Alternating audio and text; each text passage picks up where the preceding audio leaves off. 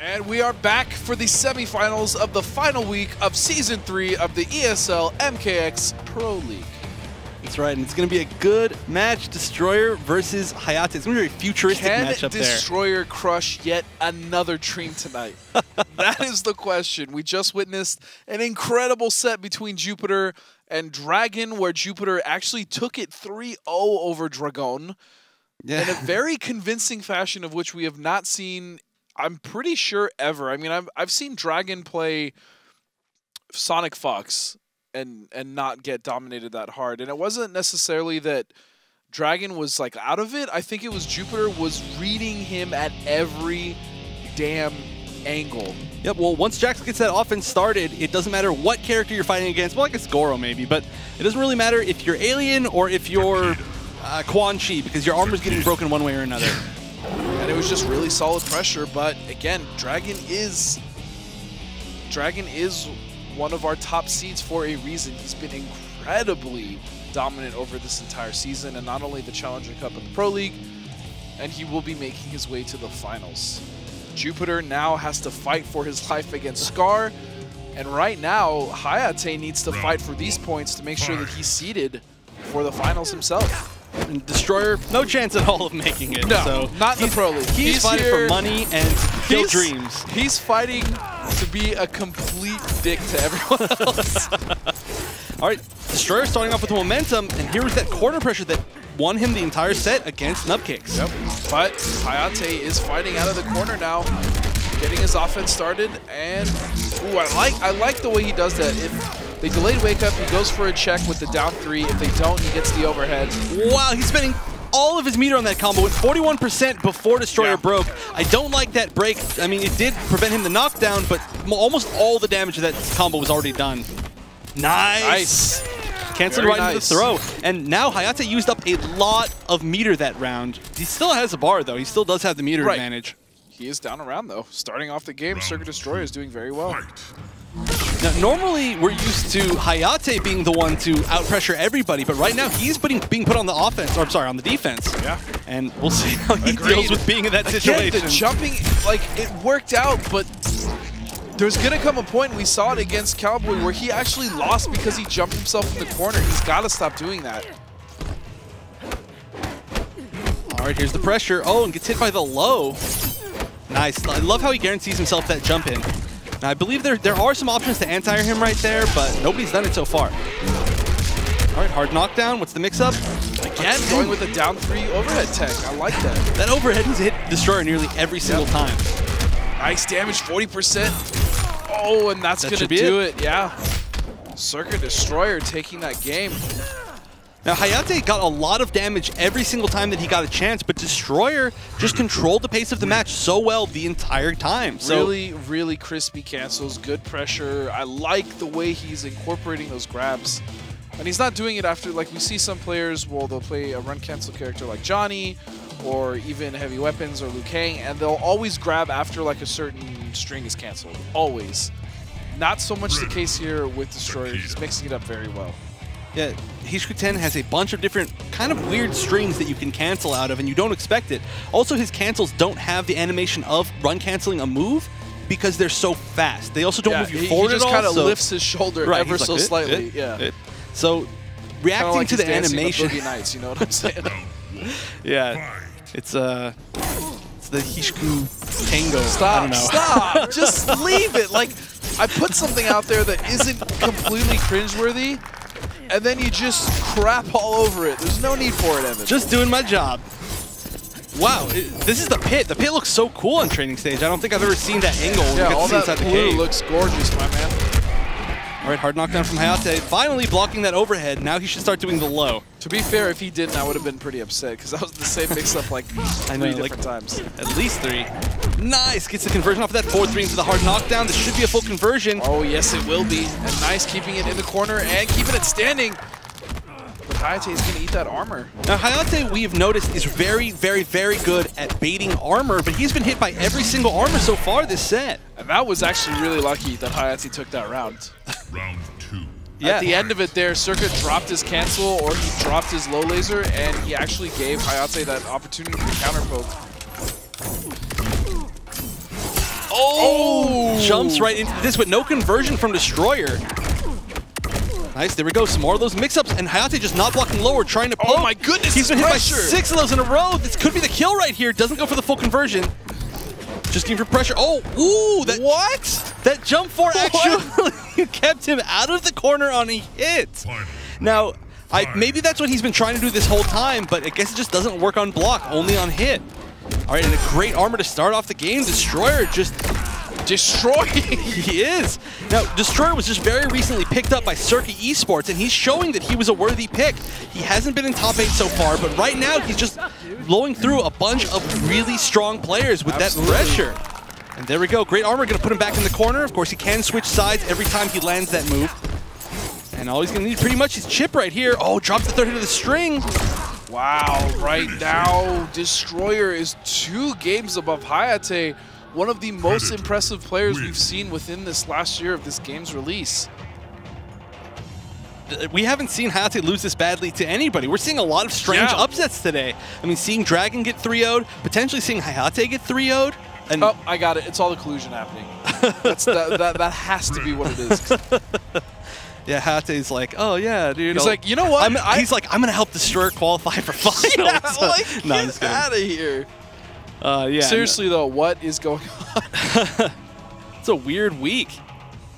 But I mean, that's how the game is still evolving. We're still at a point in this game's life where we're seeing different character choices, we're seeing different playstyle changes, and honestly, the game still has a lot of life left in it. I mean, look at us. We're seeing Destroyer, who brings back Hishikuten. We haven't seen Hishikuten for quite a while. Hishikuten did get some buffs after we saw mostly, I'd say, Forever King using a lot of Hishikuten. Yeah, it was Forever King. Yeah, but this character is still extremely strong, and it's nice to see how he fits into the meta.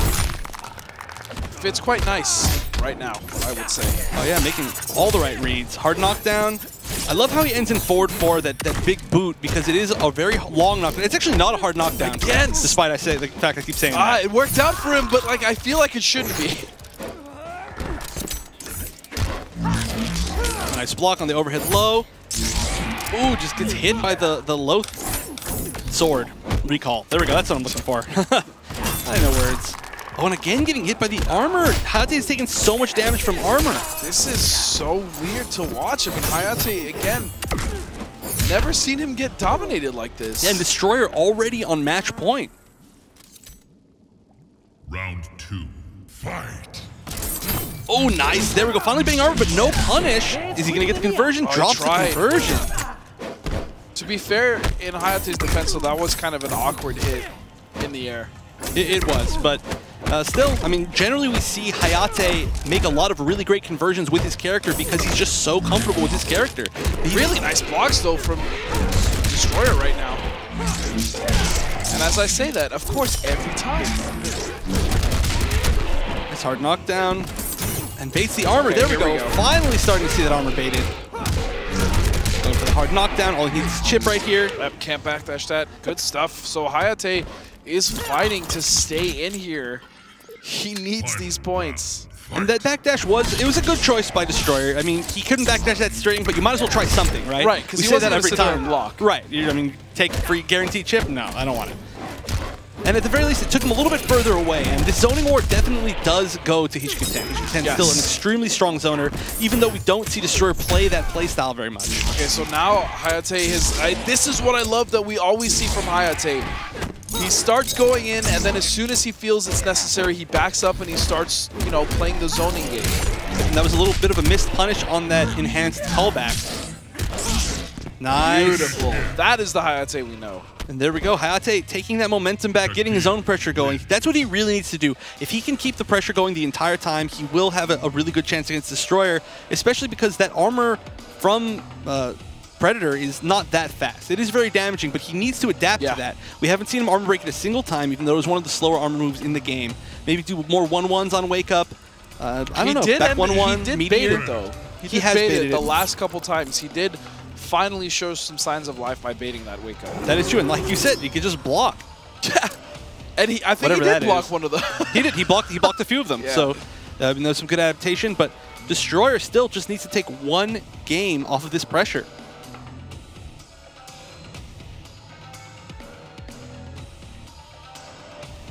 All right, go still, Destroyer's still one game away from advancing to finals here. Finals for this week, not finals. Again, he cannot make it to Season 3 finals. He does not have enough points, even if he wins today. All right, that lovely run under combo that Hayate loves doing in the corner. Ending in that projectile just to take some plus frames, sort of a Johnny Cage situation. And that's another thing we haven't seen from Hayate is those staggered streaks. That's true. You know, a lot of his pressure has been stopped just because Destroyer gets hit by it or jumps out and gets hit by a strange part of it. Yeah. A lot of time we see Ronin do a lot of pressure regarding like throwing the sword down and recalling it without doing the hit, but we just haven't seen it almost at all this time. Correct. Shout out to Tom Brady. Correct. Round 2. Should do an entire broadcast where we just cast like Tom. What? No. Tom's got his own style, man. He can't be replicated. That's true. It's impossible. Except no imitators. I love Tom, man. All right, and we're getting this pressure started from Destroyer. Hayate poking out, but can he create some space? There we go, and he's starting to stagger those strings. That's what I'm talking about. Beautiful confirm. Here we go. Hayate is trying to bring it back in very convincing fashion. And Destroyer tried that backdash again. It didn't work. It was almost the exact same space on the stage, too. All right, we got some pressure going. The giant stop sign that is...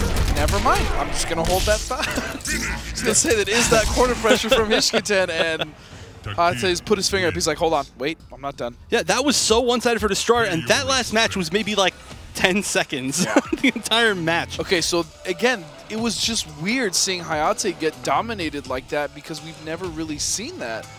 And now this is the Hayate that we know and love that is just obnoxious to play against, but very fun to watch. And one thing that we did touch upon a little bit in the Challenger Cup finals was we were talking about the idea of if you are advanced somehow, either through winners or, for instance, in a bye right now, like how Hayate technically got a bye against Sonic Fox, you may not be as warmed up as somebody who has been playing through their matches. I mean, Destroyer just got off of a high-energy match against Nubcakes that went 3-2, so he's already in the mindset. It might have taken Hayate a little bit more time to kind of get things going, especially with such a fast-paced, pressure-oriented character. Agreed. He needed to wake up, and wake up he did, but still, Circa is playing still quite well in spite of Hayate's elevated playstyle. Ooh, that almost missed. Yeah. Missed a few hits right there. Still combos, though. And a break from Circa, and he's trying to get back full screen to zone, but Hayate is not letting up, even from the other side of the screen. I love this. Almost got the conversion right there, just a little bit too far.